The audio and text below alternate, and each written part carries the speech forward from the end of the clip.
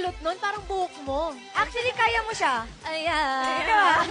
Pero again, thank you so much, guys. Ang ganda ng kanta. Thank you. Grabe. Ang ganda ng boses. Ano yung kanta? Huwag mo kong paglaruan. Kasi hindi laruan. Ang mga babae. Tama. Tama. Diba? Pero ito na nga, para sa 3rd Philpop Himig Handog Songwriting Festival finalist. Pero, bago natin siya ipakilala, magkwentuhan muna tayo. Halika, maupo tayo. Nakarelate ka pa dun sa song? Actually! Pag-usapan na, parang dapat off-cam yan. Bakit?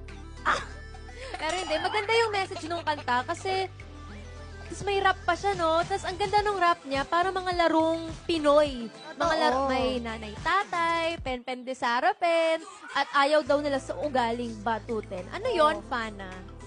Paki-explain po. Paki-explain. Ano po yun? Pero hindi, ang gaganda na talaga ng mga kanta. I mean, noon pa naman, ang ganda-ganda ng mga kanta. Pero ikaw ba, anong paborito mong OPM song? Papahiram. Parang maririnig natin yun. What totoo? Is Yun it yung aking time? favorite song.